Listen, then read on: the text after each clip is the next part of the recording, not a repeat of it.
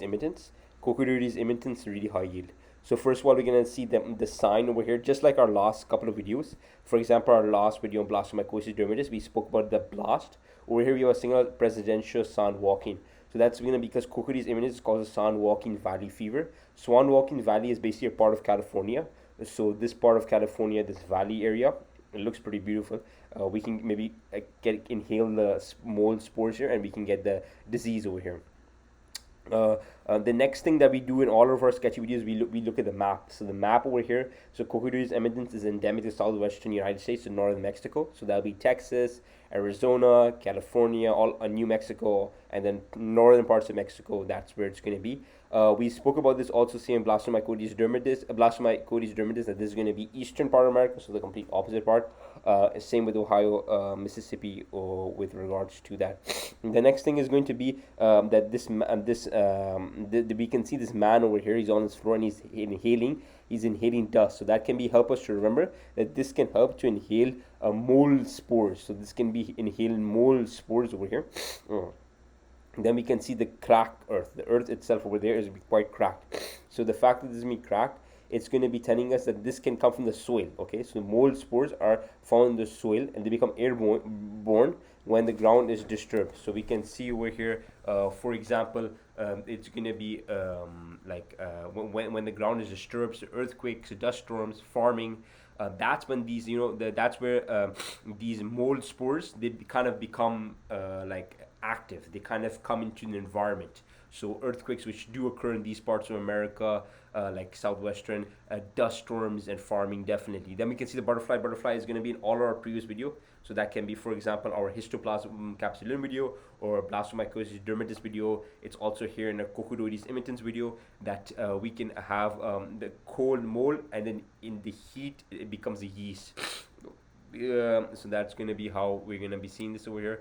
We can see tumbleweed. So tumbleweed over here is really important because we want to know the Coccoides immitans. It's going to be kind of big. It's going to be bigger. It's going to be like a huge spherules, and imagine like endospores inside. So we just have multiple endospores inside, and so these are yeast-like spherules containing endospores, and these are really bigger than our red blood cells over here.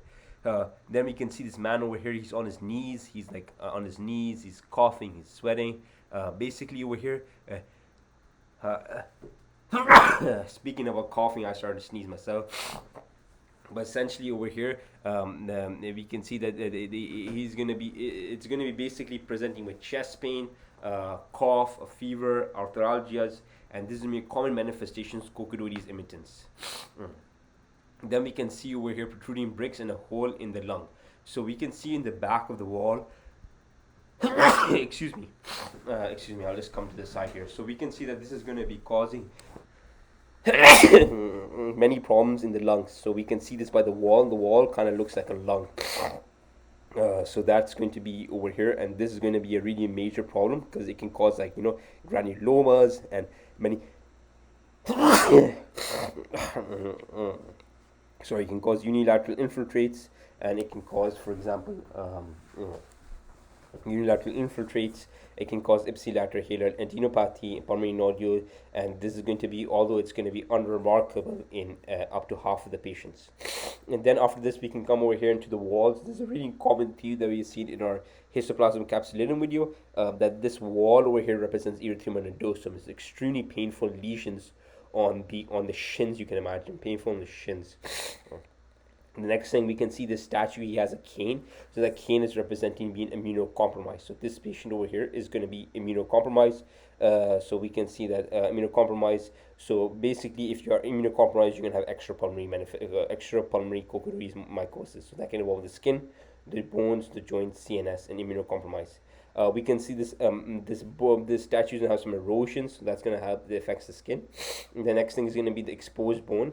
It can demonstrate. It can involve the bones. The neck brace is going to, on this man, is going to help us remember. It can involve the meninges and meningitis, and then we can see these recurrent symbol of these peak conozones on the floor and amphotericin, the frogs, which is going to be amphotericin B. So you guys, let's recap over here. So we can see presidio sand walking. This is going to be sand walking valley fever. So that's why we have this. Next thing, we always come to the map. The map over here is going to tell us it's going to be southwestern America, parts of Mexico as well. The third symbol that we want to come over and recap is going to be the man. He's going to be getting this dust, so it's inhaled by mold spores. So that's how it's going to be inhaled over here. And then we can see the floor is going to be basically cracked, so the soils are going to be exposed. They're going to be sown, and they're going to be airborne, especially in earthquakes, in dust storms, and in farming. So that's how it's going to be cracked, and that's where they're going to be released. Then we can see the butterfly over here, cold, mold, heat, and yeast. And then we can see that the Coccoides Immitans, we can see those tumbleweed. That's going to be that it's going to be the same size as our red blood cells, and it's going to be let's see. It's going to be the same size as our red blood cells, and it's going to be a large spherule which contains endospores. Okay, and then we can see this man over here is he's going to be coughing. He's on his knees, so he might have a fever. He might have some cough. He might have some arthralgia as well. So that can be seen over here. Then we can see these brick holes. So Coccoides mices can form unilateral infiltrates and ipsilateral hair adenopathy, or primary nodule formation, unremarkable up to half the patients. Not only that, but if we come back over here, spotted legs, they can cause painful lesions on our shins. The next thing is going to be there can be many extrapulmonary manifestations. So that can be, for example, skin, bone, joint, CNS involvement. We can see statue erosions. So that can be it can involve the skin, it can bones. So we can see over here 13 is involve the bones. The neck raises meningitis, and then we can see the pycones, which represent econozoals, and amphotericin frogs, which represent over here. So hopefully that video is useful, you guys.